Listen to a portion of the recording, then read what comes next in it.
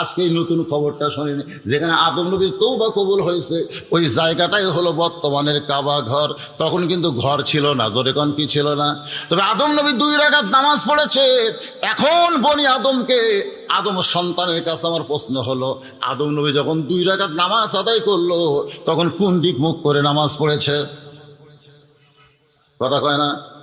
কোন দিকে? সাইদে হুজুর কাবা ঘরের মধ্যে ঢুকছিল।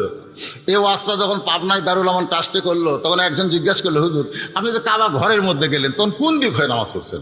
আমরা যারা বেড়া থাকি তারা কাবার দিকে মুখ করে নামাজ পড়ি, কিন্তু ঘরের মধ্যে গেলে কোন দিক হয়ে? কি কন, আমাকে জানার অধিকার আছে না নাই?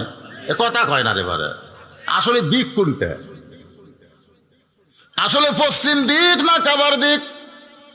যারা হজ করেছেন, আমরা যে দিক দিয়ে, যে দরজা দিয়ে ঢুকি, কাবারের সামনে নিয়ে নামাজ পড়ি, পড়েননি? কোনোদিন উত্তর দিকে, কোনোদিন দক্ষিণ দিকে, কোনোদিন পূর্ব দিকে, কোনোদিন পশ্চিম দিকে। তার মানে কোনো দিক না। আমাদের লক্ষ্য হলো ফালিয়াবুদু রাব্বা হাযাল বাইত। আল্লাহু আকবার।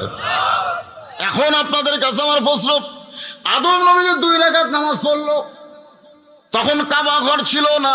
কাবা ঘরের জায়গার উপরে কোন দিক হয়ে নামাজ আদায় করলো? আপনারা বলতেছেন, হুজুর আমরা জানি না। আমি আপনাদের জন্য সহজ করার জন্য বলতেছি, সূর্য উদয় হয় কোন দিকে আর সেজদা দেয় কোন দিকে? এখান থেকে প্রমাণ হলো, যখন কাবা ছিল না তখন সেজদা হবে পশ্চিম দিকে। সুবহানাল্লাহ। আমাদের ভাগ্য এত ভালো, সুবহানাল্লাহ কর না কেন? আমাদের ভাগ্য এত ভালো, আল্লাহ কাবা আমাদের জন্য পশ্চিম দিকে করেছে। আবার আমাদের ভাগ্য এত ভালো, কাবা ঘরের কিন্তু চারিদিকে 4টা দরজা নাই, কাবা ঘরের মাত্র দরজা একটা, আর সেই দরজাটা আল্লাহ বাংলাদেশের দিকে করে বানায়া দিছে।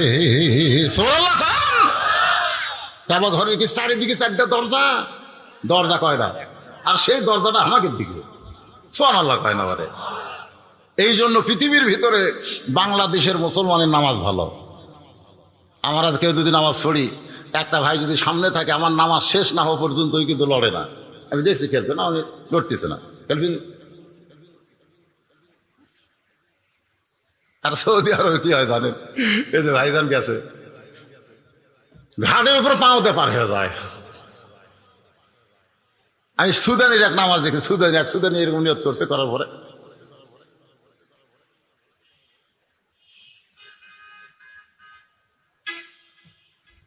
কখন কি করতে চাই। বাংলাদেশের একটা মূর্খ যে নামাজ পড়ে, অন্যান্য দেশের শিক্ষিত লোকেরা অত সুন্দর করে নামাজ পড়ে না। কারণ বাংলাদেশের মুসলমানের দিকে কাবা ঘরের দরজা আল্লাহ খুলে দিয়েছে। যেরকম সুবহানাল্লাহ। কোন ঘরের মধ্যে ঢুকতে গেলে দরজা লাগবে মিয়া। অন্যান্য দেশের লোকেরা এখানে ঘর দেখে, খুঁজে পায় না ভিতরের খবর কি। কিন্তু আল্লাহ তাআলা আমাদের উপরে এত খুশি, আমাদের দেশের দিকে দরজা রাখছে। সেই দরজা দিয়ে আমরা কাবার ভিতর দিয়ে বাইতুল মামুর দিয়ে আল্লাহর আরশ পর্যন্ত অনেক নামাজিকে আল্লাহ পৌঁছায়া দেয়। আল্লাহর বান্দারা একটু মনোযোগ দিয়ে শুনবেন। তো যখন কবুল হলো, আদম শুকরিয়া তান 2 রাকাত নামাজ পড়লেন। আল্লাহ বলে, হাবিব আদম নবীর ওই 2 রাকাত নামাজ আমি আল্লাহর এতই ভালো লাগছে, আমি যত্ন করে রাইখা দিয়েছি। আজকে লাইলাতুল মিরাজে ওই আদম নবীর 2 রাকাত নামাজ আপনাকে দিয়ে দিলাম। আপনার উম্মতেরা এই 2 রাকাত ফজরের নামাজ যখন জামাতের সঙ্গে আদায় করবে, আদম নবীর সমপরিমাণ সওয়াব আমি আল্লাহ দিয়া দিব। লিল্লাহি তাকবীর। নবী বলতেছে, আল্লাহ সামান্য ফজরের 2 রাকাত নামাজ আদায় করলে আদম নবীর সমপরিমাণ সওয়াব যদি আপনি দেন, আর এই খবর যখন উম্মতের কানে যাবে, আমি নবী বিশ্বাস করি আমার উম্মতের জীবন যাবে, কিন্তু একটা ওয়াক্ত ফজরের নামাজ কোনোদিন তারা বাদ দিবে না। আল্লাহ জোহরের 4 রাকাত ফরজ নবীকে দিচ্ছেন। নবী বলতেছে, আল্লাহ ফজরের 2 রাকাত ফরজ আদায় করলে যদি আদম নবীর সমপরিমাণ সওয়াব পাওয়া যায়, তাহলে জোহরের 4 রাকাত নামাজ আদায় করলে লাভটা কি? আল্লাহ বলে, হাবিব আপনার জাতির পিতা নমরুদের আগুনের চুলার মধ্যে পড়ে যখন আগুনের চুলাকে শান্তির বাগান পাইছে, তখন আল্লাহর শুকরিয়া তান 4 রাকাত নামাজ আদায় করেছে। ওই 4 রাকাত নামাজ আমি আল্লাহর এত পছন্দ, আমি যত্ন করে রাইখা দিয়েছি। আজকে আপনার উম্মতের জন্য জোহরের 4 রাকাত ফরজ হিসাবে দিয়া দিলাম। আপনার উম্মতেরা জোহরের 4 রাকাত ফরজ যখন আদায় করবে, ইব্রাহিম নবীর সমপরিমাণ সওয়াব আমি আল্লাহ দিয়া দিব। আল্লাহ বলে, রাসূল বলে, হে সাহাবীরা, এরপরে আল্লাহ যখন আসরের 4 রাকাত ফরজ নামাজ আমাকে দিচ্ছে, আমি বললাম, মাবুদ, আসরের 4 রাকাত ফরজ পড়লে লাভটা কি? নবী আল্লাহ বলতেছেন, হাবিব, আপনার উপর যেই কোরআন আমি নাজিল করেছি, এই কোরআনের ভিতরে সবচাইতে বেশিবার যেই নবীকে নিয়ে গল্প হয়েছে, আপনি বলেন তো সেই নবীর নাম কি? নবীকে বলতেছে আল্লাহ, আপনি বলেন তো, কারণ আপনার উপরই নাজিল হয়েছে এই কোরআনের সবচাইতে বেশিবার যেই নবীকে নিয়ে ওয়াজ হয়েছে, আপনি বলেন তো সেই নবীর নাম কি? নবী বলতেছেন, আল্লাহ, সেই নবীর নাম হলো মূসা কালিমুল্লাহ। সুবহানাল্লাহ কবেন না? মানে মূসা নবীর উপর আল্লাহ যে কিতাব নাজিল করেছে, ওই কিতাবের মধ্যে আমাদের নবীর নাম বেশি আলোচনা হয়েছে। সুবহানাল্লাহ। আর আমাদের নবীর উপর যে কিতাব আল্লাহ নাজিল করেছে, এই কিতাবে আবার মূসা নবীর বেশি আলোচনা হয়েছে। এর ভিতরে কারণ আছে না নাই? হ্যাঁ, কারণ আছে, মারাত্মক কারণ আছে ভাইজান। এই মূসা নবী মাঝে মধ্যে আল্লাহর সঙ্গে গল্প করত। এই কারণে মূসা নবীর একটা ডিগ্রি হয়েছে কালিমুল্লাহ। ডিগ্রি কি? হুযায়ফাতুল ইয়ামিন বলে, রাসূলুল্লাহ, মূসা নবীর কত ভাগ্য ভালো, আল্লাহর সঙ্গে কথা বলেছে, আল্লাহর সঙ্গে কথা বলে কালিমুল্লাহ ডিগ্রি পেয়েছে। আল্লাহ নবী বলেন, হুযায়ফা শোনো, মূসা নবীর শুধু ভাগ্য ভালো, কিন্তু তার উম্মতের ভাগ্য ভালো না। কিন্তু তোমরা শুনে নাও, আমার উম্মতরা যখন আল্লাহর কোরআন পড়বে, এই কোরআন পড়া মানে মূসা নবীর মতোই আল্লাহর সঙ্গে কথা বলবে। হাসরের ময়দানে আমার আল্লাহ তাআলা কোরআন পড়নেওয়ালা উম্মতকে কালিমুল্লাহ ডিগ্রি দিয়ে মূসা নবীর সঙ্গে জান্নাতে ঢুকাইয়া দিবে। কারণ যখন কোরআন পড়ে, কার কথা? এ কথা কন না, কার কথা? আমাদের বাংলাদেশে কোরআন পড়নেওয়ালা মানুষের অভাব কম না বেশি? জোরে কন, কম না বেশি? যেই যুবকেরা কোরআনের মাহফিল করতেছে, আমি সেই যুবকদের বলবো, বাজান, তোমরা শুধু কোরআনের মাহফিল করলে হবে না, তোমাদেরকে সবাইকে আল্লাহর কোরআন শিক্ষা গ্রহণ করতে হবে। আল্লাহ রাসূল বলেছেন, খায়রুকুম মান তাআল্লামাল কোরআন ওয়া আল্লামা।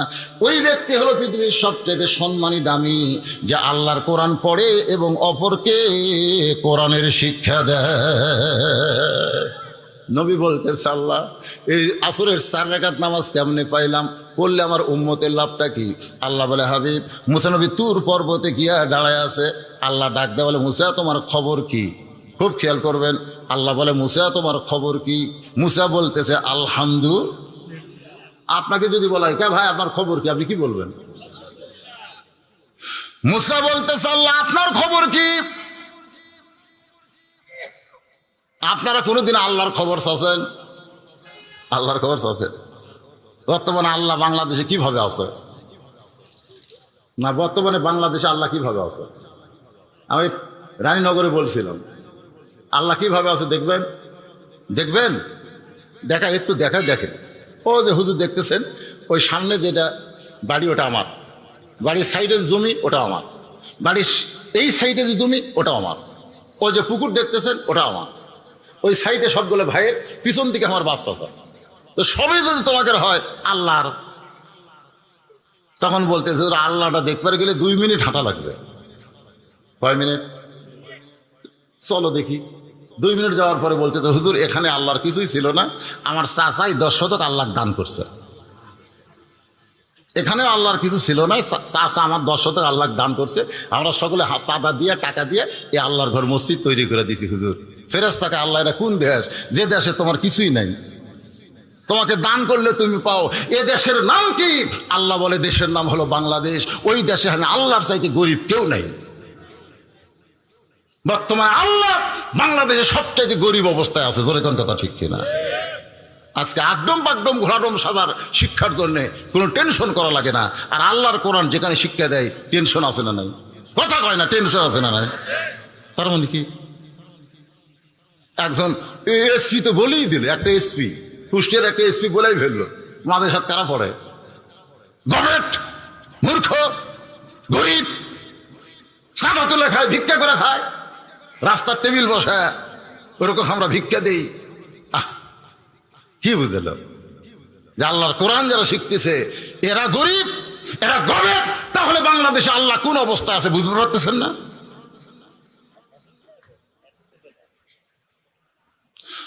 মুসা বলতেছে আল্লাহ আমার খবর আলহামদুলিল্লাহ, আপনার খবর কি?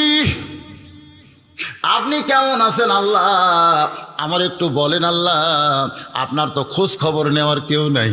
সুবহানাল্লাহ কর। আচ্ছা আপনার বলেন তো আল্লাহর খোঁজ খবর নেওয়ার কেউ আছে? আছে রে ভাই, দৈনিক ফজর নামাজ পড়ে যখন সূরা মুলুক পড়বে, সুবহানাল্লাহ কর না কেন? ফজর নামাজ পড়ে সূরা মুলুক পড়বেন, তখনই দেখবেন আল্লাহর খোঁজ পাবেন। তাবারাকাল্লাযী বিয়াদিহিল মুলকু ওয়া হুয়া আলা কুল্লি শাইইন কাদির। আল্লাযী পড়বে তো আল্লাহর খোঁজ খবর। আল্লাযী খালাকাল মাউতা ওয়াল হায়াতা লিয়াবলুয়াকুম আইয়ুকুম আহসানু আমালান ওয়া হুয়াল আজিজুল গফুর। প্রতিদিন এশার নামাজের পরে সূরা ইয়াসিন, ফজরের পরে সূরা মুলুক, এশার নামাজের পরে সূরা ইয়াসিন, আর প্রতিদিন কমপক্ষে পোয়া পারা করে কোরআন পড়বেন। কোরআন পড়তে পড়তে আল্লাহর খবর আল্লাহ আপনাকে জানাইয়া দিবে। আল্লাহর খবর কোরআনে আছে না নাই? যেরকম আছে না নাই? মুসা বলতেছে আল্লাহ আপনি কেমন আছেন? আল্লাহ বলে মুসা আমি কেমন আছি যদি জানবার চাও, যদি জানবার চাও। মুসা কয় না জানবো না, দেখবো। সুবহানাল্লাহ। একটা হলো জানা, দেখা। দেখাটা হয় চিনার মাধ্যমে, আর চিনা হয় দেখার মাধ্যমে। কথাটা বুঝলেন ভাই? কথাটা খেয়াল করবেন। মুসা বলতেছে আল্লাহ তুমি কেমন আছো আমি জানবার চাই না, দেখবার চাই। আল্লাহ বললেন এযাহাব ইলা ফিরাউন ইন্নাহু তাগা। আমি আল্লাহ কেমন আছি যদি দেখবার চাও তাহলে ফেরাউনের কাছে যাও। আচ্ছা কোথায় আছে আল্লাহ আর ফেরাউন কোটি? তাহলে ফেরাউনের কাছে গেলে আল্লাহ দেখা যাবি। খুব খেয়াল করবেন। এই দেখেন কি বাহিরে গল্প দেয়। কে রে, কে গল্প করে? আর করতেছে নাকি? কুল জাল হক ওয়া যাহাকাল বাতিল ইন্নাল বাতিলা কানা যাহুকা। লিল্লাহি তাকবীর। একটু মনোযোগ দেন। আমি আল্লাহ কেমন আছি যদি দেখবার চাও তাহলে ফেরাউনের দরবারে যাও। ইন্নাহু তাগা। ফেরাউন কিন্তু সীমা লঙ্ঘন করেছে। কোথায় থাকার কথা আর কোথায় উঠছে। এবার মুসা নবী আল্লাহ কেমন আছে দেখবার জন্য ফেরাউনের দরবারে গিয়ে দেখে ফেরাউন জিকির করতেছে। ফেরাউন কি করতেছে? ফেরাউন জিকির করতেছে। জিকিরটার সাইজ কেমন? আমার দয়াল বাবার দরবারেতে কেউ ফিরে না খালি হাতে। এটা কথা কয় না খা। আপনার বলেন তো এটা কি মুসলমানের জিকির? কারণ তখন দুই কান্দে দুই ফেরেশতা কলম খালি আল্লাহ কয় কলম এরকম তুলিস নামাজ, তুলিস নামাজ, লেখবো না। ফেরেশতাকে আল্লাহ বুঝি না তো, ওরা যে কি কয় আমরা তো বুঝি না, লেখবো কি? আপনারা বলেন তো না বুঝলে লেখা যাবে। কেরামান পড়েন, কেরামান কাতিবিনা ইয়ালামুনা মা তাফআলুন। আমি দয়াল বাবা যারা কন তাদেরকে আমি বলবো ভাই মনে কষ্ট নিয়েন না।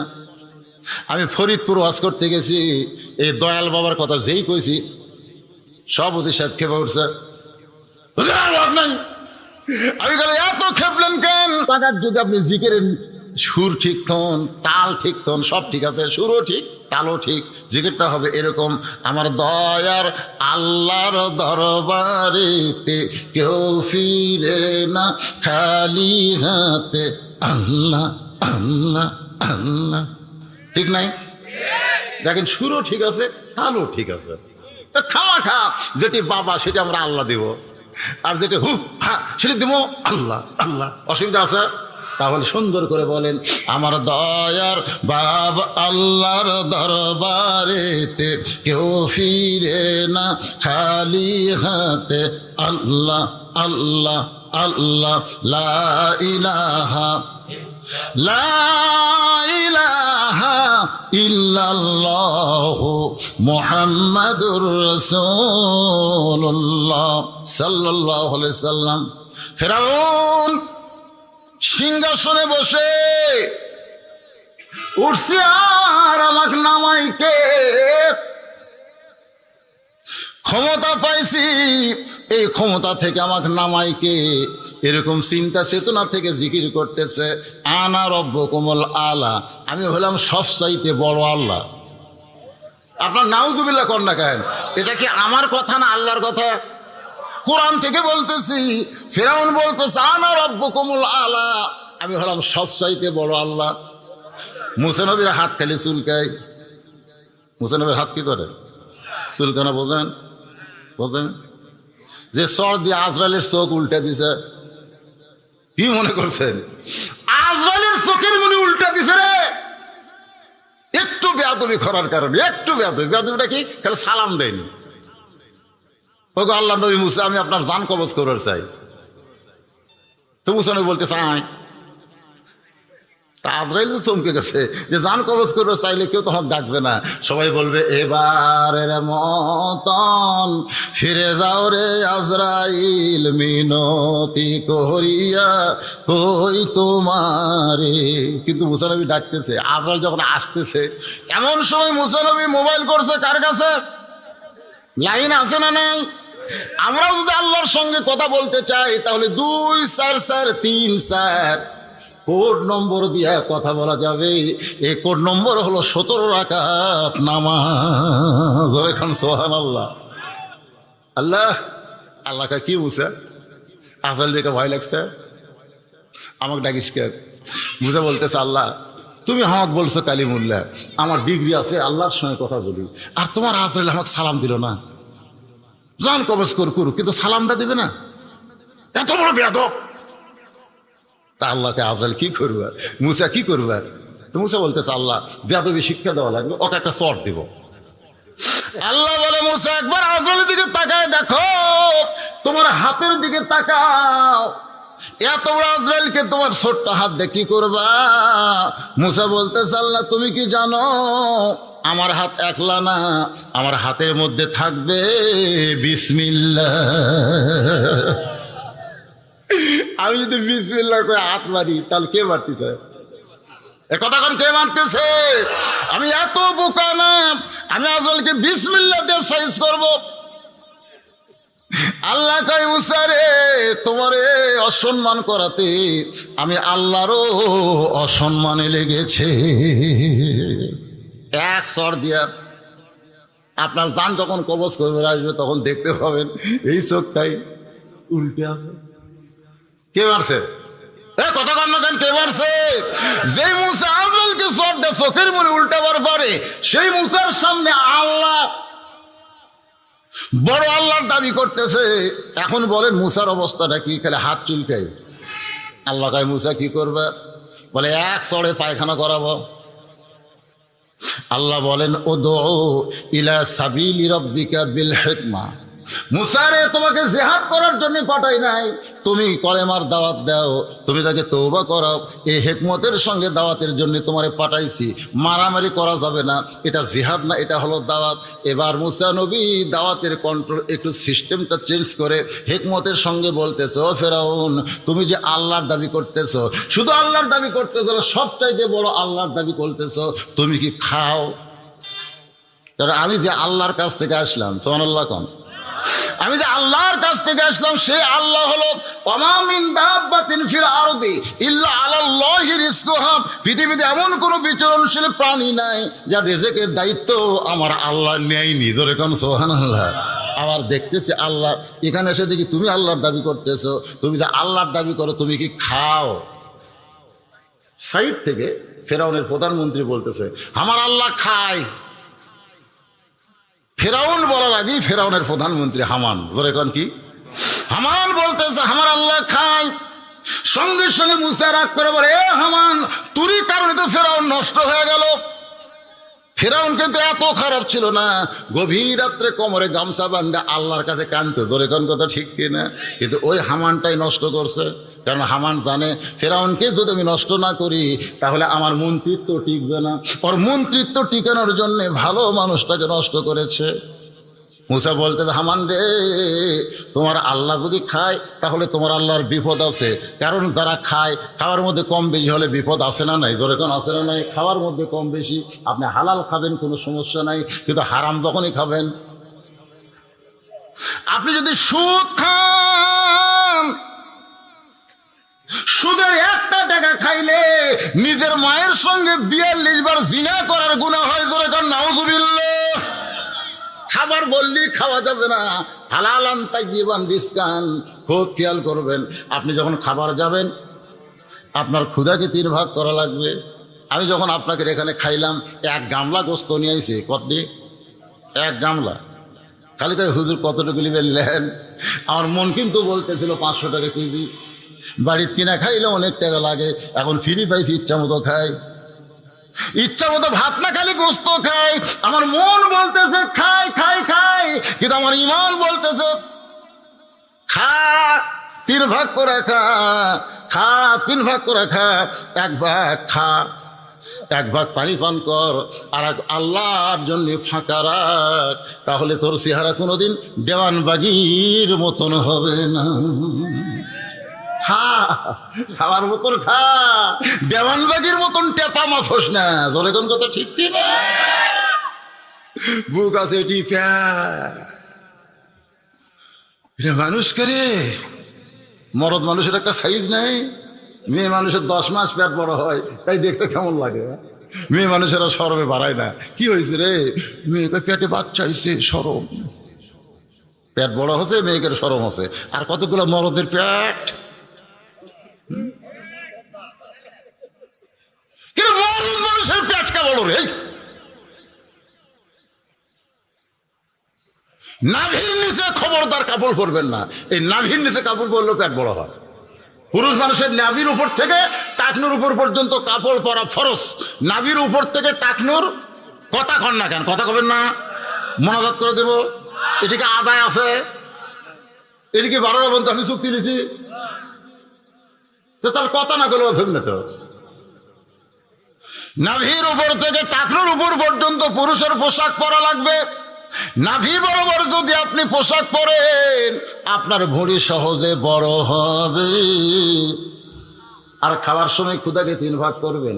1 ভাগ খাবেন, খান 1 ভাগ খান, 1 ভাগ পানি পান করেন, 1 ভাগ আল্লাহর জন্য ফাঁকা রাখবেন। কিন্তু ফেরাউন এমন খাওয়া খাইছে, যেরকম মাঝে মধ্যে আমরা বিয়াতে গিয়া খাই। বিয়াতে খাই না? বিয়া দেখবেন 4 জন বন্ধু মিলে 1 টেবিল নিয়ে বলছে, 4 জন বন্ধু 1 টেবিল। যিনি বাটনেওয়ালা তাকে ডাকতে বলছে যে ভাই আপনি আমাদের বেশি দিবেন, আমরা নষ্ট করব, দরকার নাই গোস্তর গামলা দিয়ে দেন, আমরা নিজে যা লাগবে তাই নিয়ে খাবো, আপনি হয়তো দিবেন, আমাকে থালির মধ্যে বাঁচলে নষ্ট হবে। তখন মনে করছে ঠিকই তো তাই, 1 গামলা গোস্ত দিয়ে গেছে।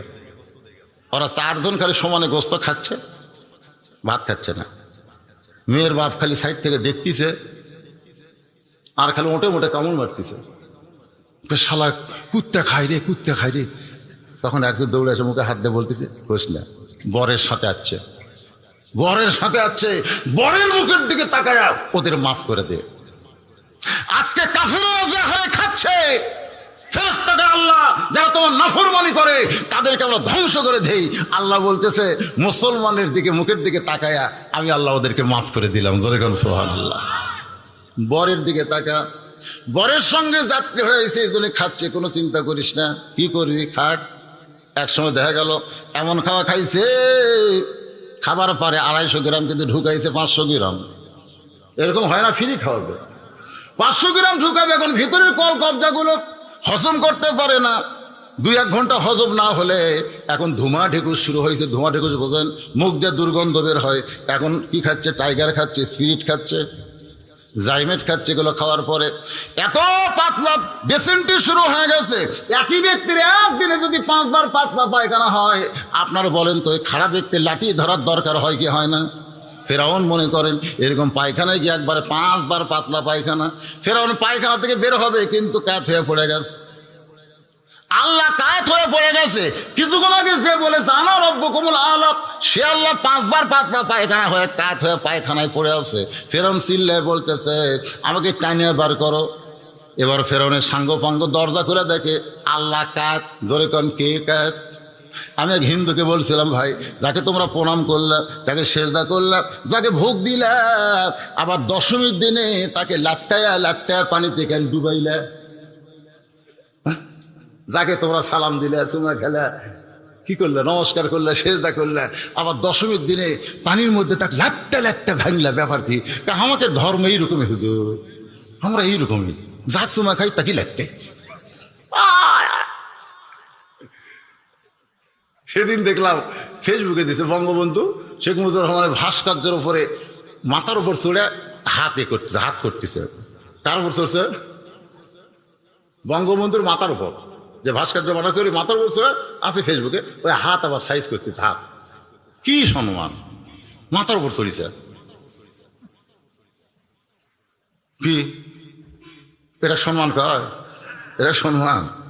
সম্মান করলে সম্মানের মতন করো। সম্মান আছে না নাই?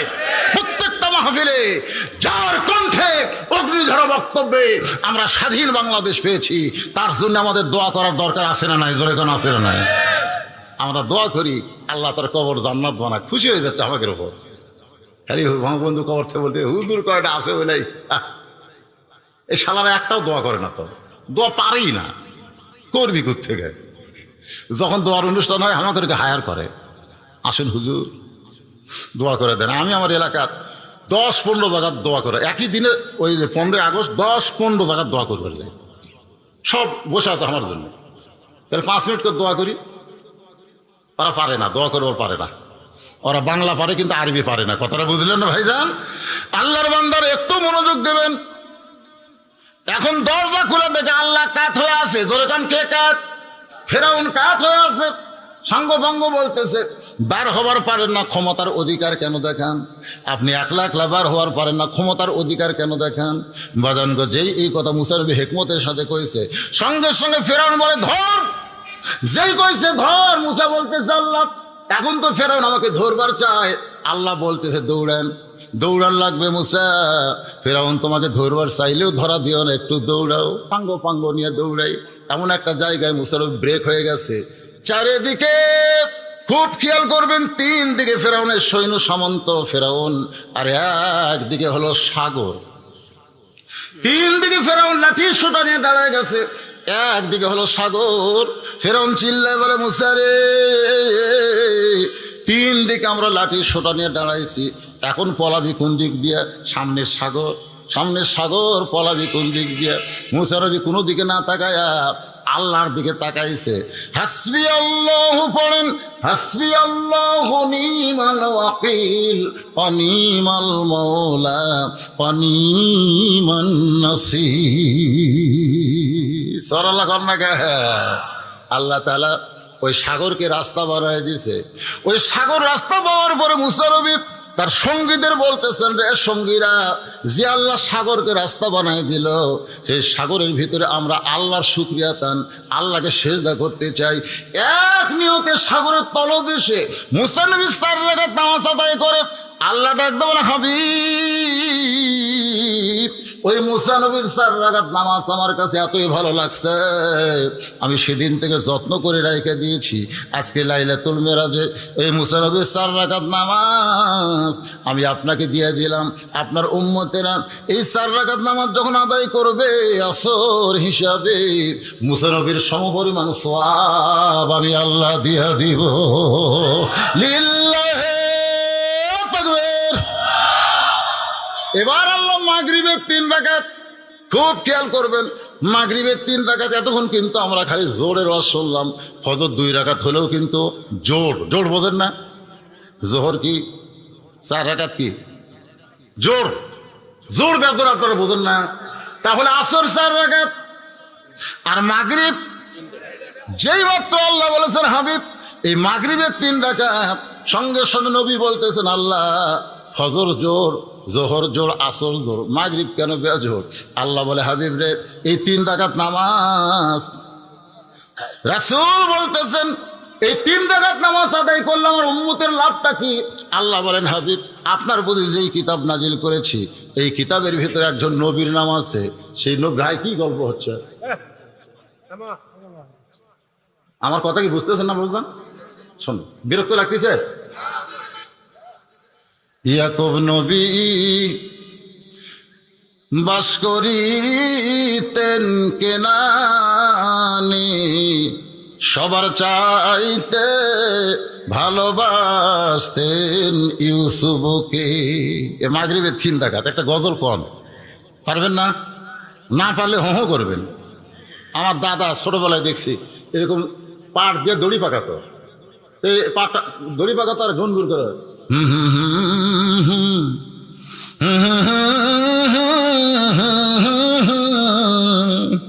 আমি দাদা কই দাদা এই হো কি? এর মধ্যে মজা আছে রে, এর মধ্যে মজা আছে। তা আপনারা যদি গান নাও পারেন অন্তত হোটা করেন, তা পারবেন না? ইয়াকুব নবী বাস করিতেন কেনানে, সবার চাইতে ভালোবাসতেন ইউসুফকে। ফজর থেকে আসর পর্যন্ত এই 3 ওয়াক্ত নামাজ আমার মায়েদের কোনো ওয়াজ করি নাই। আমার মায়েরা পর্দার অন্তর্দা চিন্তা করে আজকে হুজুর আমাদের কোনো ওয়াজ করবে না। মা গো, হাউজে কাউসারের পানি যদি পান করতে চান তাহলে 1 নম্বর নামাজ গো মা। এবার যেই নামাজ নেওয়াজ করব এ নামাজে পুরুষের চাইতে নারীদের গুরুত্ব বেশি দেওয়া হয়েছে, খুব খেয়াল করবেন। এ নামাজ কি? মাগরিবের 3 রাকাত। জোরে বলেন কয় রাকাত? আল্লাহ বলে হাবিব ইয়াকুব নবী 2টা বিয়ে করেছিল। এই কোরআন শরীফ পড়ে দেখেন, বাবা আদম থেকে আমাদের নবী পর্যন্ত সমস্ত নবীদের মধ্যে একজন নবী মাত্র 1টা বিয়ে করছে। একজন নবী মাত্র 1টা, আর একজন নবী বিয়ে করেনি, তবে ভবিষ্যতে এসে বিয়ে করবে। আপনার বলেন তো যেই নবী বিয়ে করেনি সেটা কে? ধরে কন সেই নবীকে? ঈসা আলাইহিস সালাম খালি 4র্থ আসমানে মশাল দিয়ে আছে। আর একজন নবী 1টা বিয়ে করছে, তার নাম হলো হযরত আদম আলাইহিস সালাম, 1টাই বউ। আর আদমের পর থেকে যত নবী আমাদের নবী পর্যন্ত কোন নবীর 1টা বউ নাই, কমপক্ষে 2টা, তার বেশি তো আছে। এই জন্য আল্লাহ কোরআনে যেখানে বিয়ার আয়াত নাজিল করছে সেখানে আগে 2-এর কথা বলছে। 2টা করো, 3টা করো, 4টা করো, না পারলে 1টা লিয়েই থাক। হ্যাঁ, কারণ 2টা করো, কারণ 2টা বইয়ের মধ্যে খুব মজা। যারা 2টা বিয়ে করছে তারা বুঝতে যে কি মজা মজা ভাই। 1টা যে বেশি মশান মারে, থাক থাক, দৌড়ে এসে আমাদের হ্যাঁ আর হবে কি 1টা রে, রাগ করলে কোনো দিকে যাওয়ার বুদ্ধি। আল্লাহ এই জন্য 2-এর কথা দিয়ে শুরু করছেন। 2টা বিয়ে করো, 3টা করো, 4টা করো, না পারলে 1টা নিয়ে থাকো। কারণ 2 বউ স্বামী অধিকাংশই মুনাফিক হবে। নাউজুবিল্লাহ। কারণ যখন যে বইয়ের কাছে যাবে তার কাছে মিথ্যা কথা ভালো লাগবে। কিন্তু আল্লাহর নবীদের ব্যাপার আলাদা। 9টা বিবি নবীকে বলতে যে হুজুর আমাদের 9 জনের মধ্যে সবচাইতে বেশি ভালোবাসেন কাকে?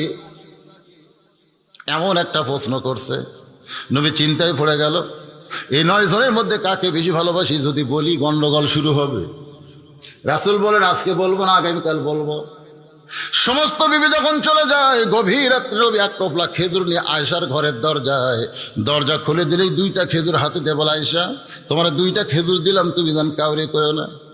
হাফসার ঘরের দরজায় খুলে দিলেই 2টা খেজুর হাতে দিয়ে বলে হাফসা তোমার 2টা খেজুর দিলাম, তুমি জান কাউরে কয়ো না। নবী প্রত্যেকটা বিবির দরজায় হাতে 2টা খেজুর দিয়ে বলে খবরদার কাউরে জান কয়ো না। পরদিন সকালবেলা 9টা বিবি যখন নবীকে ঘিরে ধরে বলে, নবী গো, আমাদের 9 জনের মধ্যে কাকে বেশি ভালোবাসেন এখন বলতে হবে। আল্লাহ নবী বললেন, গত রাত্রে যাকে 2টা খেজুর দিছি তাকে সবচাইতে বেশি ভালোবাসি। 9 বউ খুশি।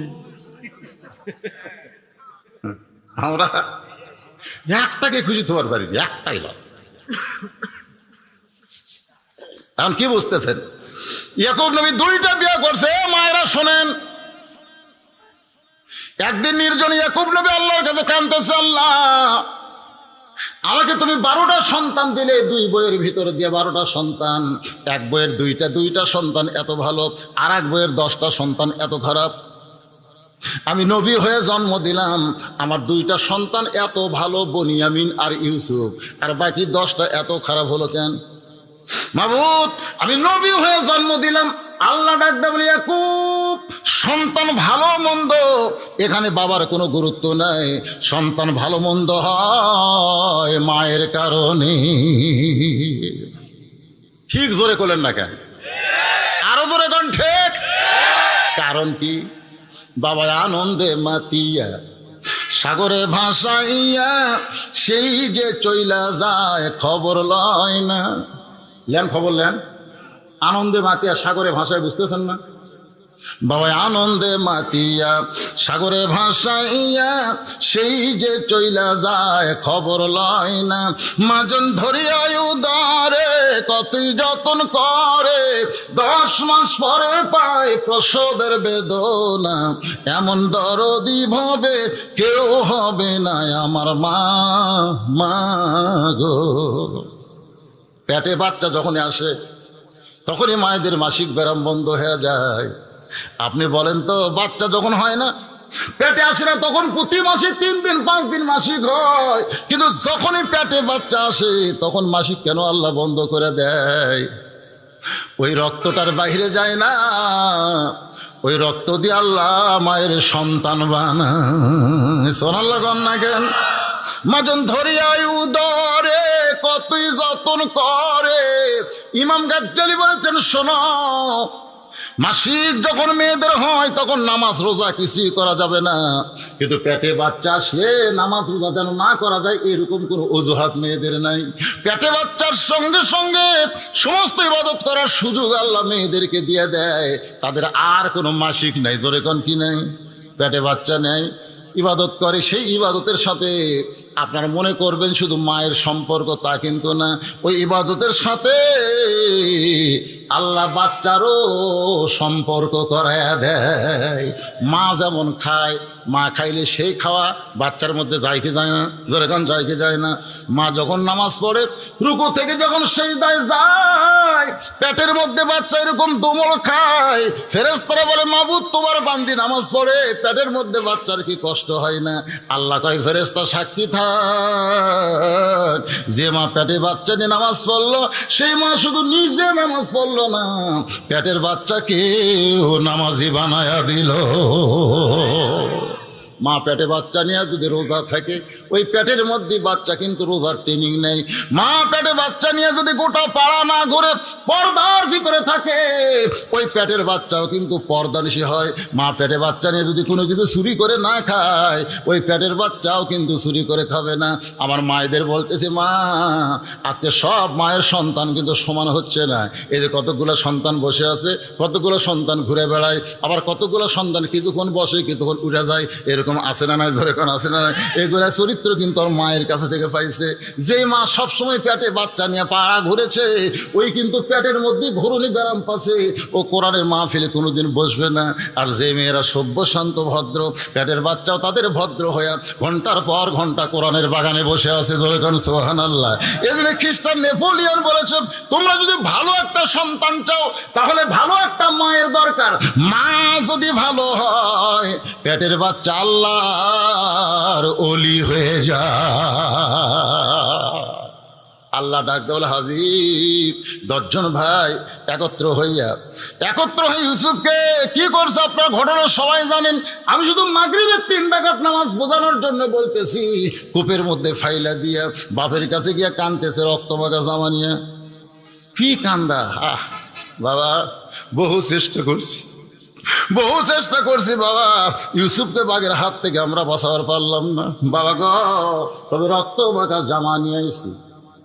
ইয়াকুব নবী রক্ত মাখা জামা হাতে নিয়ে চিন্তা করে, ইউসুফকে যদি বাঘে খায় তাহলে জামার কোনো জায়গায় ছিঁড়া নাই, জামার কোনো জায়গায় ছিদ্র নাই, ছিঁড়া নাই। তাহলে বাঘে যদি ইউসুফকে খায় জামা অবস্থায়, তাহলে তো জামার অনেক জায়গায় ছিঁড়ে যাবে। কিন্তু জামা যেমন তেমনই আছে, ইউসুফকে বাঘে খাইছে। ইয়াকুব নবী কিন্তু সব বুঝবার পারছে, কিন্তু জবান। আজকে আমাদের বাংলাদেশ আমরা কিন্তু সব বুঝি, ঠিক আপনি বোঝেন না, তখন আপনি বোঝেন না, আমরা কিন্তু সবই বুঝি, কিন্তু জবান কথা কয় না, জবান খুলি না। ইয়াকুব নবী কিন্তু সব বুঝেছে, কিন্তু জবান খোলে নাই। কেন খোলে নাই? কারণ ভবিষ্যতে একটা ভালো পাওয়ার আশায়। জোরে গান সুবহানাল্লাহ। সবসময় জবান খোলা যায় না, অনেক সময় জবানকে বন্ধ রাখতে হয়। ঘরের মধ্যে গিয়ে কাঁদতেছে ওই পাঞ্জাবি নিয়ে, মাবুদ আমি আমার ইউসুফকে একটু বেশি ভালোবাসি, আর এই ভালোবাসার কারণে আমার 10টা সন্তান ষড়যন্ত্র করে আমাকে রক্তমাখা জামা দিয়ে আবার ইউসুফকে বাঘে খাইছে। ও মাবুদ, আমি বাবা হইয়া দোয়া করি, আমার সন্তান যেখানেই থাক না কেন, আল্লাহ তুমি তারে হেফাজত করো। আপনার বলেন তো, বাবা যদি দোয়া করে, সে দোয়াকে আল্লাহ ফিরাই দিবে? এটা কোন বাবা? এই বাবা মানে কোন বাবা? কথা কয় না। আগের বাংলাদেশে তো বাবার কোনো অভাব নাই। ওই যে একটা বক্তা বাড়াছে, নাম হলো তাহিরি, গিয়াসুদ্দিন তাহিরও আসলেননি, ওর বাবার হিসেব নেই। আমার দয়াল বাবা, কেবলা বাবা, কাল্লা বাবা, ন্যাংটা বাবা, কানা বাবা, খাইলি বাবা। একই মানুষের বাবা, বেশি হওয়া লক্ষণ ভালো। বলবেন আচ্ছা, বিরক্ত হচ্ছেন? তাহলে বলেন, একই ব্যক্তির বাবা বেশি হওয়া লক্ষণ ভালো? বাবা কারে কয়? যে বাবা আপনাকে জন্ম দিয়েছে, বইয়ের বাবা নয়। এখন বইয়ের বাবার সামনে সালাম দেন, নিজের বাপরে দেন না, এরকম সন্তান আছে না নাই? দেখবেন শ্বশুরকে বলে আসসালাম আব্বা কেমন আছেন আব্বা, আমার আম্মা কেমন আছে, মানে কি ভদ্র, ফেরেশতার চাইতে ভালো। কিন্তু নিজের বাবা সামনে দিয়ে যায়, কুত্তার মতন ঘোষ করে, বাপরে সালাম দেয় না। তুমি কি জানো সন্তান, দুনিয়ার সমস্ত মানুষ যদি তোমার জন্য দোয়া করে, দোয়া কবুল হওয়ার কোনো গ্যারান্টি নাই, কিন্তু বাবা যদি সন্তানের জন্য দোয়া করে, সঙ্গে সঙ্গে আল্লাহ দোয়া কবুল করে নেয়। তাহলে সবচাইতে বড় দোয়া হলো সালাম দেওয়া। ধরে কোন কি দেওয়া? আপনি বাবাকে বললেন আসসালামু আলাইকুম, বাবা বলতেছে ওয়ালাইকুম আসসালাম। ওয়ালাইকুম আসসালাম মানে কি আল্লাহ তোমার উপর রহমত বর্ষণ করো, সুবহানাল্লাহ কোন। বণিকেরা রাস্তা দিয়ে যায়, পানির পিপাসা লাগছে, কূপের মধ্যে এসে পানি পান করতে, কিন্তু পানি পান করতে এসে দেখে চাঁদের মতো সুন্দর একটা সন্তান, হাত পা বান্ধে ফেলে দিয়েছে, সুবহানাল্লাহ কোন। চাঁদের মতো সন্তান, জোরে কোন কার মতন? ইউসুফ নবী এত সুন্দর ছিল, অন্ধকার কূপে তাকে চাঁদের মতো দেখা গেল। পানি পান করার চিন্তা বাদ দিয়ে ওরা ইউসুফকে তোলার জন্য ব্যস্ত হয়ে গেল। একসময় ইউসুফ নবীর কূপ থেকে উঠানোর পরে বণিকেরা বলতেছে আমি নিব, আমি নেব, আমি নেব, সবাই কয় আমি নিব, সবাই কয় আমি নিব। এক ইউসুফকে নেওয়ার অনেকজন, সুবহানাল্লাহ কবেন না, অনেকজন বলে আমি নিব। বণিকের সর্দার বলতেছে সবাই যদি নিবার চাও তাহলে টুকরা টুকরা করে ভাগ করব। সবাই কয় টুকরা করে ভাগ করে নিয়ে লাভ কি? বণিকের সর্দার বলে তাহলে একটা কাম করি, ওকে বাজারে বিক্রি করে যেই টাকা হবে সেই টাকা আমরা ভাগ করে নিব, তাহলে তার কোনো অসুবিধা নেই। যে বলা সেই কাজ, বাজারে নিয়ে গেছে। বাজান ইউসুফকে নিয়ে বাজারে, এমন সময় দুইজন খরিদ্দার বাজারে ঘুরতেছে, একটা হলো আজিজ মিসর আর একটা হলো জুলাইখা। মাগরিবের 3 রাকাত নামাজ কেমনি এটা বোঝানোর জন্য বলতেছে ভাইজান অন্যদিকে মন দিবেন না। আজিজ মিসর আর জুলাইখা দুইজন ঘুরতেছে, কিন্তু জুলাইখা সামনে সামনে, আজিজ মিসর পিছনে পিছনে। আপনার বলেন তো, পুরুষ এবং নারী দুইজন যখন রাস্তা দিয়ে যায়, নারীর সামনে পুরুষ পিছনে, বলেন তো এইটা কেমন পুরুষ? নারী সামনে, স্বামী পিছনে, এইটা কেমন স্বামী? যেই স্বামীর হিজরা হিজরা ভাব, ওরা নারীকে সামনে দিয়া পিছনে দাঁড়ায়। মরদ কোনোদিন বউরে সামনে দেয় না, মরদই সামনে যায়। জোরে কোন কথা ঠিক কিনা? এ কথা কর না কে? জুলাইখা সামনে সামনে, পিছনে আজিজ মিসর। ইউসুফ নবী যেখানে, ওই জায়গায় জুলাইখা হেমার মতন দাঁড়ায় বলতেছে, এত সুন্দর সন্তান, এত সুন্দর সন্তান, ওয়ালাদুন, সন্তান হিসেবে আমি গ্রহণ করতে চাই। এত সুন্দর সন্তান, সন্তান হিসেবে গ্রহণ করতে চাই। বণিকের সর্দার চোখ টিপি মারছে। এক বণিক বলতেছে, চোখ টিপি মারলেন কেন? বলে, চোখ টিপি মারার কারণ হলো, মেয়ে মানুষ যখন পছন্দ করছে তখন 10 টাকার জিনিস 100 টাকা হয়ে যাবে। মেয়ে মানুষ যখন পছন্দ করছে 10 টাকার জিনিস কয় টাকা? ধরে কোন কয় টাকা? এই জন্য বউ নিয়ে যদি মার্কেটে যান, বউ নিয়ে গেলে মার্কেটে যান, 1000 টাকার জিনিস আপনার 10,000 টাকা ফুরাবি ভাই। একলাই যাবেন, বউকে সঙ্গে নেওয়া চলবে। কথা কর না কেন? চলবে। যখন বউ নিয়ে যাবেন দেখবেন দোকানদার কি করে, ভাবি ফার্স্ট কাস্টমার আপনি, এটা যা শুট করবে ভাবি, মনে আপনি স্বপ্ন ফেল, এমন এক চাকরি পারবি। মেয়েরা তো চাকরিতেই। এটা আমি দেইনি, 5,000 টাকা আপনার জন্য 500 টাকা লস করলাম ভাবি। কি হলো? নেন। স্বামী খালি এটার দাম ভাবি 1,500 টাকা, সেটা হচ্ছে 5,000 টাকা। বউ কয়, দেখছে আমাকে আনবার চাও না, 500 টাকা কম দিচ্ছে। আমাকে আনবার চাও না, 500 টাকা কম দিচ্ছে। 5,000 500 টাকা ছাড় দিল। স্বামী খালি তাই। আর একটি অনেকে জানছে বউ সাইজ করছে, তো বউ কয়, না না আমি অত দোকান ঘুরবো না, আমাকে দিবে এটা। ভাই শোনেন, আপনি যখন আমাকে আপা ডাকছেন আর 500 টাকা কম নেন ভাই। দোকানদার দেখে এক চান্সে 2,500 টাকা লাভ। মেয়ে মানুষ যদি কোনো জিনিস পছন্দ করে, ওর দাম কিন্তু 10 গুণ হয়ে যাবে। জোরে কোন কথা ঠিক? এই জন্য মার্কেটে একলা যাবেন, বউ নিয়ে যাবেন।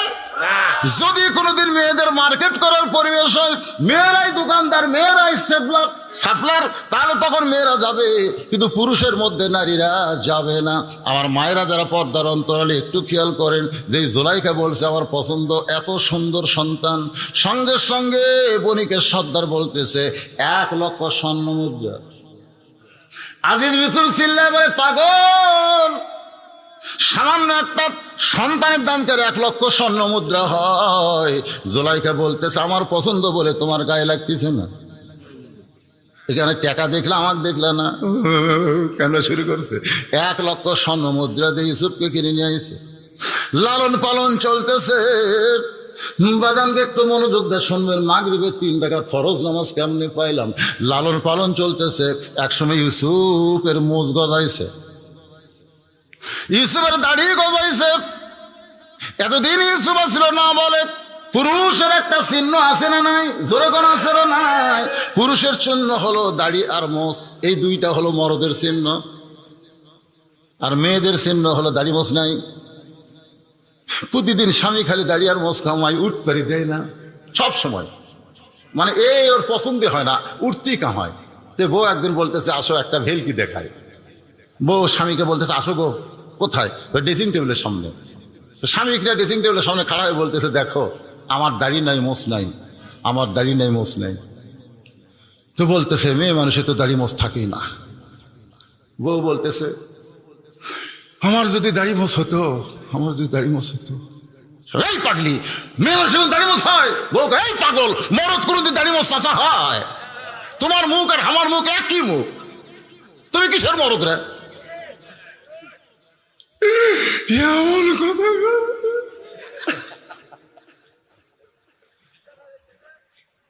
দাড়ি মোষ কামানে আলারা, তোমাকে সাইজ আয়নার যা দেখো, মেয়ে মানুষ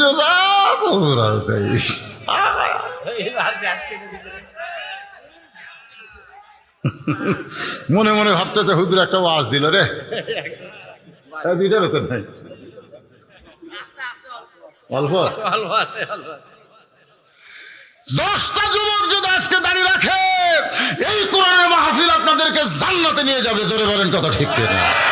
ভাইজান মনে কষ্ট নিয়েন না, যেই দাড়ি মুছুরছে সঙ্গে সঙ্গে মিন শাররিল ওয়াসওয়াসিল খান্নাস আল্লাযী ইউওয়াসবিসু ফি সুদুরিন নাস মিনাল জিন্নাতি ওয়ান নাস। জুলাইখার অন্তরের মধ্যে খান্নাস, জুলাইখান কে? খান্নাস বলতে জুলাইখা ইউসুফ তোর কে হয়?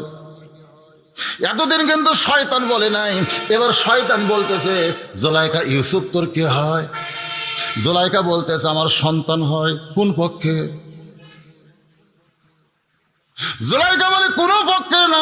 শয়তান বলতে তোর স্বামী বুড়া হয়ে গেছে, কি তোর চেহারা কি যুবতী রে জুলাইখা, এত তরতাজা একটা যুবক রে তুই সাইডা দিস না।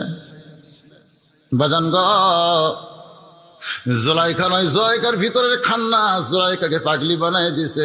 ইউসুফের যায় হাত ধরছে, ইউসুফ নবীর যেই মাত্র হাত ধরছে কুল্লু নাবিউন মাসুমাইন, প্রত্যেকটা নবীরা হলো বেগুনা মাসুম। সুবহানাল্লাহ কোন? কোন পাপ নবীদেরকে আল্লাহ ধরাবে না, নবীদেরকে আল্লাহ আলাদাভাবে তৈরি করছে। সুবহানাল্লাহ কোন? যেই মাত্র ইউসুফ নবীর হাত ধরেছে, ইউসুফ নবী হাসকা টান দিয়ে বলতেছে, জুলাইখা চিৎকার করে ইউসুফ রে তোমার হাত ধরলাম, তুমি কেন হাসকা টান দিলা? ইউসুফ নবী বলতেছে জায়েজ নাই। জোরে কান কি নাই? জুলাইখা চিন্তা করে সোজা আঙ্গুলে ঘি না উঠলে আঙ্গুল ব্যাগে করা লাগবে, সোজা আঙ্গুলে ঘি না উঠলে আঙ্গুল ব্যাগে করা লাগবে। সমস্ত দরজায় তালা দিয়ে অন্দরমহল ইউসুফকে নিয়ে জুলাইখা আস্তে আস্তে শরীরের কাপড় খুলতেছে। ইউসুফ বলতেছে ইন্নী আখাফুল্লাহ, আমি আল্লাহকে ভয় করি। জুলাইখা বলতেছে কেউ দেখতেছে না, কেউ দেখতেছে না, তুমি আর আমি মাঝখানে কেউ নাই। ইউসুফ বলতেছেন কেউ না দেখলেও আল্লাহ দেখতেছে। জুলাইখা বলে কি করবা? বলে আমি আমার ইমানকে রক্ষা করতে চাই। বলে পালানোর কোনো রাস্তা নাই, সমস্ত দরজায় তালা, সমস্ত দরজায় তালা, চাবি আমার হাতে। ইউসুফ বলতেছেন ওমাইয়া তাওয়াক্কাল আলাল্লাহি ফাহুয়া হাসবুহু নাসরুম মিনাল্লাহি ওয়া ফাতহুন কারীব ওয়া বাশশিরিল মুমিনিন।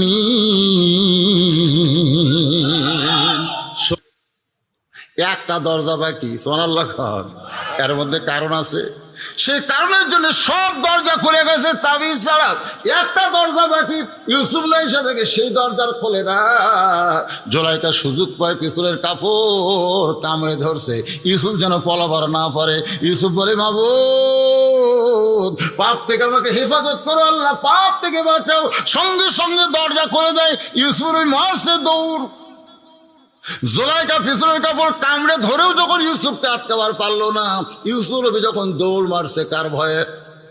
জোরে কান কার ভয়ে? জুলাইখা কানতে কানতে রাজ দরবারে। মেয়ে মানুষের কান্না বোঝেন? মেয়ে মানুষের কান্না হঠাৎ আপনার পাও ধরে কানবে, খবরদার। হঠাৎ বউ আপনার পাও ধরে কানবে, আপনি কান্না দেখে বলবেন কি হয়েছে গো, কান্দো কেন? বলে তোমার বুড়া বাপ আমার দুই চোখে দেখবার পারে না, তোমার বুড়ি মা খালি কুটকুট কুটকুট করে। ও গো স্বামী, তোমাকে না একটু জান্নাত করবার চাই, কিন্তু বুড়া বুড়ির অত্যাচার আমার সম্ভব না। এমন ভাবে কাঁদতেছে, আপনি বলতেছেন রাগ করো না, কান্দো না, দরকার হয় বাপাও ছাড়বো কিন্তু তোমার ছাড়বো না। আল্লাহ তাই জাহান্নামে গেলি, দরকার হয় বউ ছাড়বি কিন্তু বাপ মা ছাড়িস না, কারণ বউ ছাড়া দিলে পাওয়া যাবে কিন্তু বাপ মা মরে গেলে আর কোনোদিন পাবি না। দরকার কি? দরকার হলে বাপ মা ছাড়বো কিন্তু তোমার ছাড়বো না, তোমার ছাড়বো না।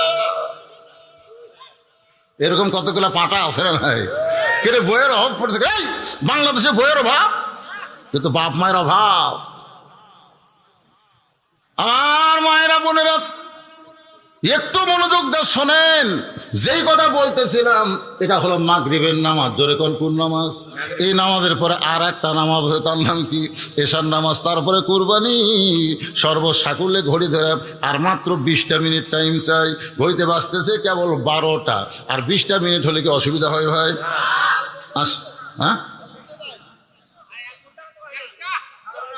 না সারা রাত চলবে কেন?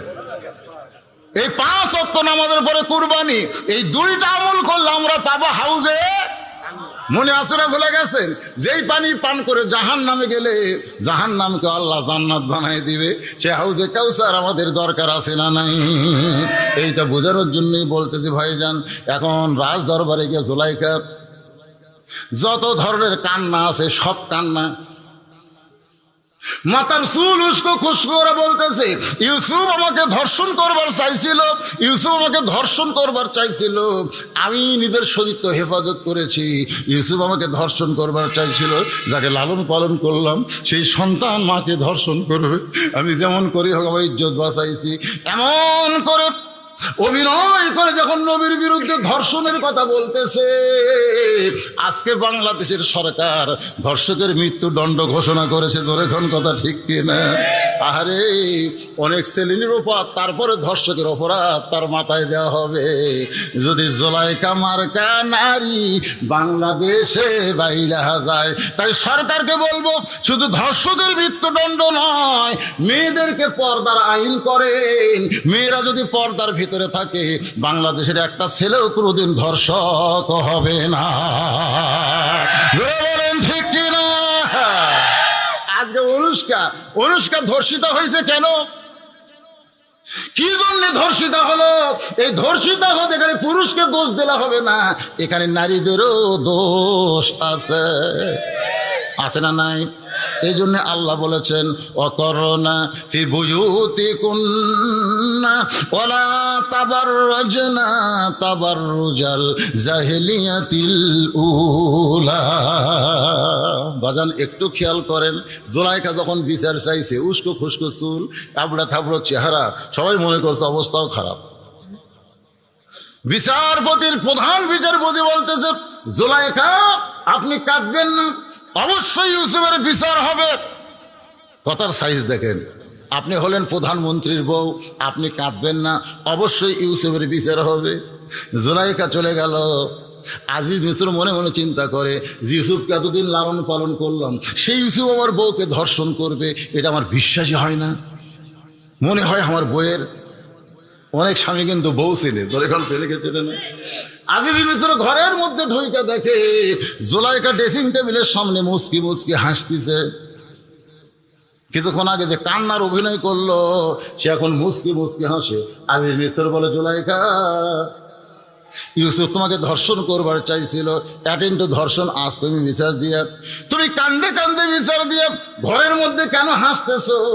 জুলাইখা বলে, মরার স্বামী জানো না আমি কেমন বউ, তুমি কি আমারে চিনো না? আজিজ মিসর বলে, তাহলে তোমাকে তো ধর্ষণ করবার চাইনি, তুমি মিথ্যাকের অভিযোগ করলা। বলে, তাহলে আমি যদি মিথ্যাবাদী হই, জনগণ বলবে আজিজ মিসরের বউ মিথ্যাবাদী, এখন কি করবা তুমি? বাজান আজিজ মিসর ওটপট কামড়ায়। পরদিন সকালবেলায় ইউসুফ নবীকে নিয়ে যাওয়া হয়েছে। হাজার হাজার জনগণ, লক্ষ লক্ষ জনগণ বিচার দেখতে পারাইছে, ফিল্ডে বিচার। প্রধান বিচারপতি আরো বিচারপতিরা বসে আছে। এমন সময় ইউসুফ আসামির মতন দাঁড়িয়ে আছে। যারা দেখতে পারাইছে ইউসুফের চেহারার দিকে তাকায় চোখের পানি বের করে বলে, এত সুন্দর মানুষ, এই টুপিওয়ালা মানুষ, দাড়িওয়ালা মানুষ, 50 বছর তাফসীর করার মানুষ কোনোদিন ধর্ষক হতে পারে না। এত সুন্দর মানুষ, যার চেহারা এত সুন্দর, ইউসুফ কেন কেমনে ধর্ষণ করবে? সবাই মনে মনে চিন্তা করে, কিন্তু কি করবে? বিচার চলতেছে। ইউসুফ নবী মাটির দিকে তাকায় গুনগুন করে গান গাইতেছে, কপাল পোড়া ইউসুফ নবী আমি একজনা। আল্লাহ ডাকে, ইউসুফ রে বিচার হবে। সুবহানাল্লাহ কান, ইন্নাল্লাহা ইয়ামুরুকুম আন তুআদ্দুল আমানাতি ইলা আহলিহা ওয়া ইযা হাকামতুম বাইনান নাস আন তাহকুমু বিল আদল। মানুষের মধ্যে ন্যায়পরায়ণ মানুষকে তোমরা বিচারকের আসনে বসাও, কারণ বিচার মানুষ করবে না, বিচার আল্লাহ করবে। ধরে কোন কথা ঠিক কিনা? সে আল্লাহর আইন অনুযায়ী ভালো মানুষের বিচার করবে। আজকে আমাদের বিচারকের আসনে যারা আমরা বসে আছি, চেয়ারম্যান বলেন, মেম্বার বলেন, বিচারকের একটা আসন নাই। চেয়ারম্যান মানে কি? 36 গাঁয়ের বিচারক। হ্যাঁ, চেয়ারম্যান যদি খালি ন্যায় বিচার করে, পক্ষপাতিত্ব না করে, গোটা ইউনিয়ন সোনা হয়ে যাবে। ধরে কোন কথা ঠিক কিনা? ভোট চাওয়া লাগবে কেন? জনগণ দৌড়ে এসে ভোট দিবে, মার্কা খুঁজে নিবে। হ্যাঁ, চাওয়া লাগবে না। ভাইজান, একটু মনোযোগ দিয়ে কথাগুলো শুনবেন। ইউসুফ নিচের দিকে তাকায়া চোখের পানি বের করে কাঁদতেছে। প্রধান বিচারপতি বলে, রে ইউসুফ, যে তোমাকে মায়ের মতন, সন্তানের মতন মা হইয়া লালন পালন করলো, আজকে তুমি কত বড় নিয়ম খারাম, সে মাকে ধর্ষণ করবার চাইলা। ইউসুফ, এমন কথা হাজার হাজার মানুষের সামনে একজন নবীকে যখন বলতেছে, এমন সময় মাত্র 2.5 মাস, কোন কিতাবে লিখছে 4 মাস বয়সের একটা দুধের বাচ্চা মায়ের স্তনে দুধ পান করতে করতে জবান খুলে গেছে। দুধের বাচ্চা চিল্লায় বলে, রে বিচারকেরা, শুধু অভিযোগ শুনে বিচার করলে হবে না, বিচার করতে গেলে তদন্ত করে বিচার করা লাগবে। খালি অভিযোগের উপরে বিচার করা যাবে না, বিচার করতে গেলে তদন্ত করে বিচার করা লাগবে। সমস্ত বিচারক চিল্লায় বলে, কে কথা কয় রে, কে কথা কয় রে, দেখা যায় না। এমন সময় মা বিচারকের সামনে গিয়ে বলতে, আমার সন্তান মাত্র 4 মাস বয়স, দুধ পান করে। সেই সন্তান কথা বলে, মাকে সবার উপরে নিয়ে আসা হলো। উঁচু স্থানে সন্তান কোল থেকে বলতেছে, রে বিচারকেরা, তোমরা তদন্ত করে দেখো, ইউসুফের জামার সামনে যদি ছিঁড়ে যায় তাহলে ইউসুফ দোষী হবে। কারণ ইউসুফ জুলাইখাকে ইজ্জত নষ্ট করবার চাইছিল, আর জুলাইখা ইজ্জত বাঁচানোর জন্য ইউসুফের জামার সামনে ছিঁড়ে দিবে। কারণ কেউ যদি কোনো মেয়েকে ধরে, সে মেয়ে যদি বাঁচবার চায়, তাহলে সামনের জামা ছিঁড়ে ফানাফাট হয়ে যাবে। আর যদি পিছন দিকে জামা ছেড়ে দেখো, তাহলে বুঝবা ইউসুফ নির্দোষী, জুলাইখাই দোষী হবে। কারণ ইউসুফ পলাবার চাইছিল, জুলাইখা তাকে আটকায় দিছে। এখন তোমরা তদন্ত করে দেখো তো, দোষী কে নির্দোষী কে। সমস্ত বিচারক তদন্ত করে দেখে, ইউসুফ নবীর জামার সামনে তো ছিঁড়া দূরের কথা, ময়লাও পর্যন্ত নাই। সুবহানাল্লাহ কন। ছিঁড়া তো দূরের কথা, ময়লা পর্যন্ত নাই। আর পিছন দিকে তাকায় দেখে জামা ছিঁড়ে গেছে। সমস্ত বিচারক তদন্ত করে মনে মনে কয়, ইউসুফ তুমি নির্দোষী, কিন্তু আমরা জবান খুলতে পারতেছি না, আমরা চাপে পড়েছি।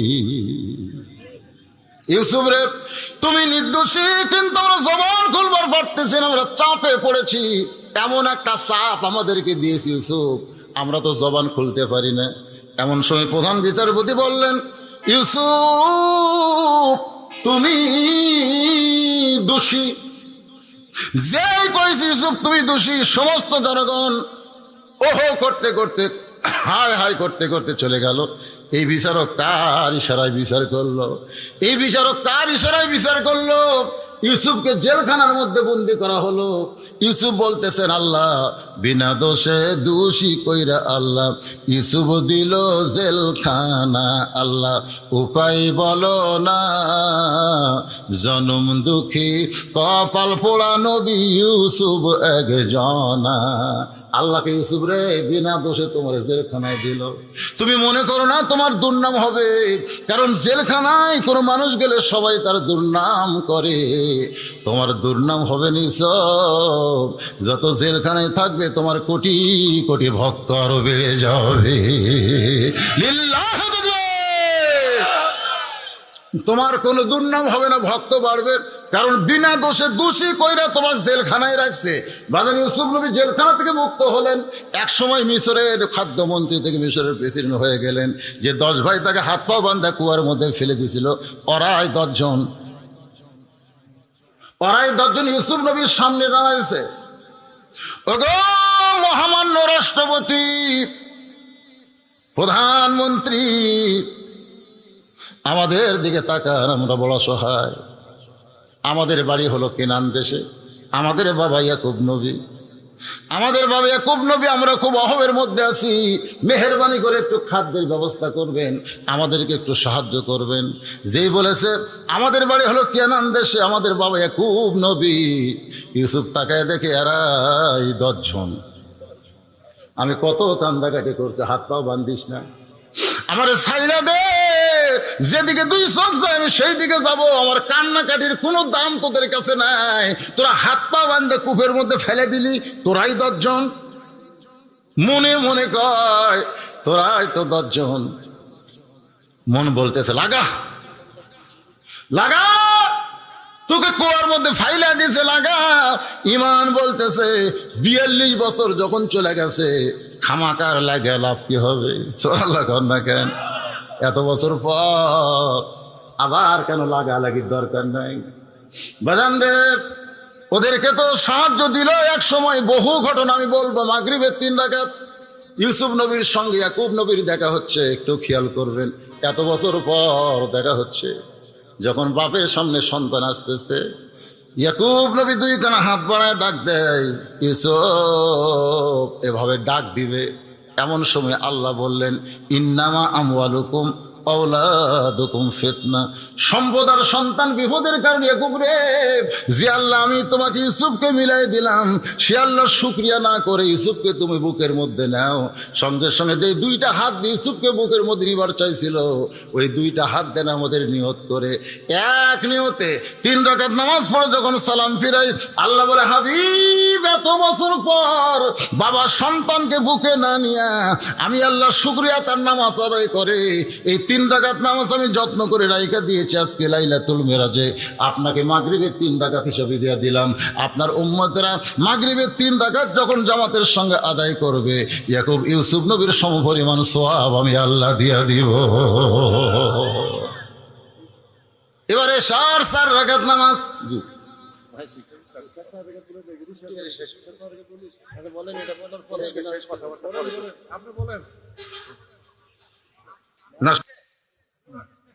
আপনারা যে কয়েকজন লোক দেখতেছেন, ভাই তো চেয়ারম্যানও ডাকবে, এই ভাই কার ডাকবে? লা ইলাহা ইল্লাল্লাহ, লা ইলাহা ইল্লাল্লাহ, লা ইলাহা ইল্লাল্লাহ, লা ইলাহা, লা ইলাহা ইল্লাল্লাহ মুহাম্মাদুর রাসূলুল্লাহ সাল্লাল্লাহু আলাইহি সাল্লাম। এখনো 4র্থ আসমানে যেই নবীরা অবস্থান করতেছে তার নাম কি? আরো জোরে কর, নাম কি? ঈসা আলাইহিস সালাম। আপনারা জানেন, ঈসা নবীকে হত্যা করার জন্য ইহুদিরা ঈসা নবীর বাড়ির চারিধারে ঘেরাও করেছিল। এই ঘটনা কিন্তু মুসলমান জানলেও খ্রিস্টানরা জানে না, যার কারণে ঈসা নবীকে তারা মৃত্যু মনে করে। শুনুন, ঈশ্বর 4 রাকাত নামাজ কেমনে পাইলাম? চারিদিকে যখন ইহুদি সৈন্যরা, ইহুদি মাস্তানের ঈসা নবীর বাড়ি ঘেরাও করেছে, ঈসা কান্দার বলে, মাবুদ, যেভাবে অস্ত্র শস্ত্র নিয়ে আমার বাড়ি ঘেরাও করলো, আমি দরজা খুলে বের হলি ওরা আমাকে হত্যা করবে। আল্লাহ, আমার উপায় কি? আল্লাহ বলে, ঈসা কানবেন না, আপনার উপায় হলো ওরা চারিদিকে পাহারা দিবে, আর আপনি ঘরের ছাদ করে ফাঁকা করে আমি আপনাকে 4র্থ আসমানে উঠাইয়া নিব। চারিদিকে ওরা পাহারা দিতে দিতে এক সময় বিরক্ত হয়ে গেছে, এতক্ষণ দরজা পাহারা দেওয়া যায় না, দরজা ভাঙ্গ। ইহুদি বীরেরা কিন্তু সবাই বাহিরে, সবচাইতে বড় বীর দরজা ভাঙ্গা ঘরের মধ্যে ঢুকছে। কোথায় ঢুকছে?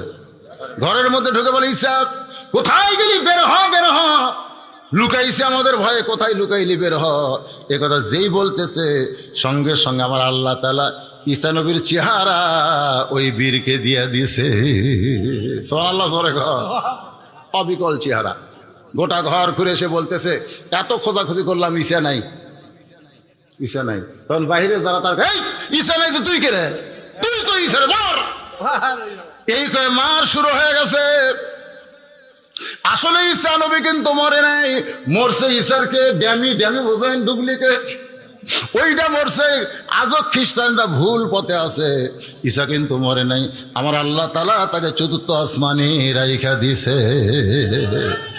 4র্থ আসমানে ঈসা নবীকে যখন থাকার জায়গা দেওয়া হলো, ঈসা বলতেছে আল্লাহ, দুনিয়াতে মানুষ মরার জন্য যায়, কিন্তু আমার তো মৃত্যু হলো না।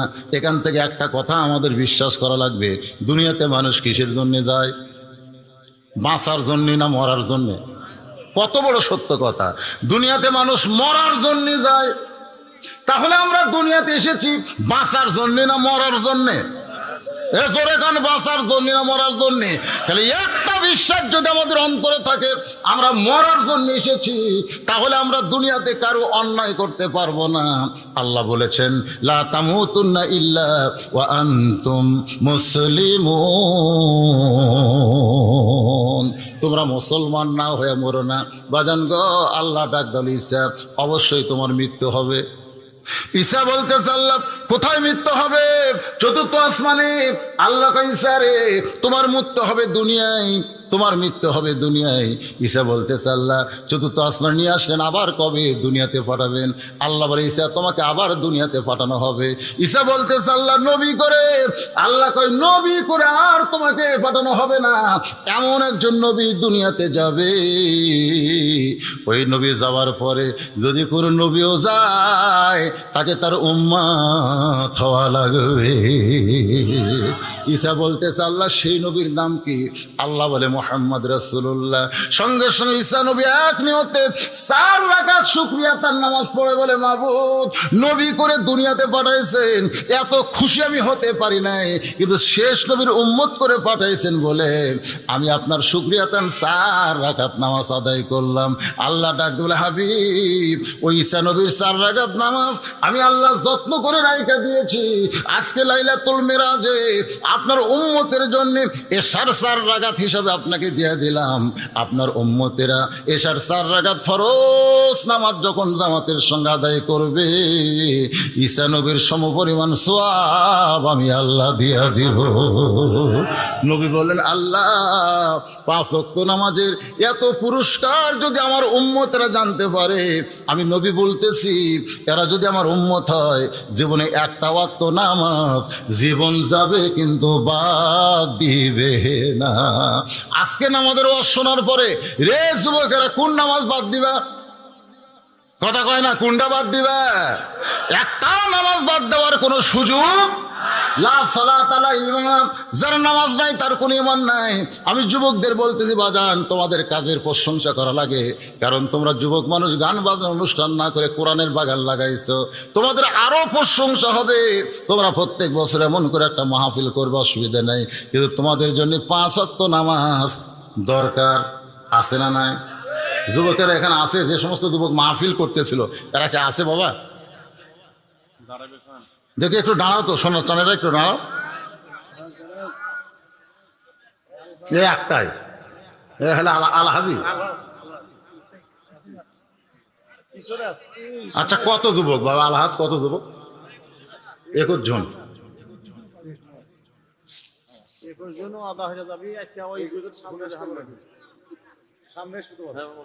নামাজ পড়ে না, কথা বলে তাদের তিরস্কার করার সুযোগ নাই তো। আজকের দিন আমি কি বলছি, মাগরিব এশা পড়ে নাই, ফজর থেকে 1 ওয়াক্ত যদি নামাজ না ছাড়ে, উমর ফারুক আল্লাহ নবীকে হত্যা করতে এসেছিল, ঠিক কিনা? আল্লাহ রাসূল বলেছেন, উমর যেদিন ঈমান গ্রহণ করেছে, উমর আমাকে হত্যা করতে এসেছিল, এই কথা তো একবার আর না কও। নামাজ পড়েনি, আজ থেকে পড়বে, সে কথা আমরা বলতেছি। কি কন? আল্লাহ সব পাপ তওবা করলে মাফ করবে, খালি একটা পাপ করবে না। আপনার বলেন তো, সেটা কোনটা? শিরক করবে রে, তওবা করলে শিরক আল্লাহ মাফ করবে, কিন্তু একটা পাপ আল্লাহ তওবা করলেও মাফ করবে না, সেটা সুদ খাওয়া।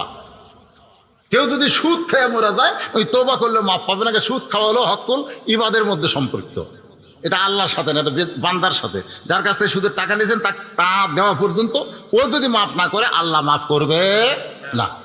তো যে গুনাহ করলে তওবা করলেও মাফ করে না, সেটা হকুল ইবাদ। তো ছেলেরা নামাজ পড়ে না, তোরা সুদ খায় না। কি সুদ খায়? খায় না তো। এদের জন্য পাইকারি আর একটা দোয়া করা দরকার। যুবকেরা আসে না কেন? হ্যাঁ,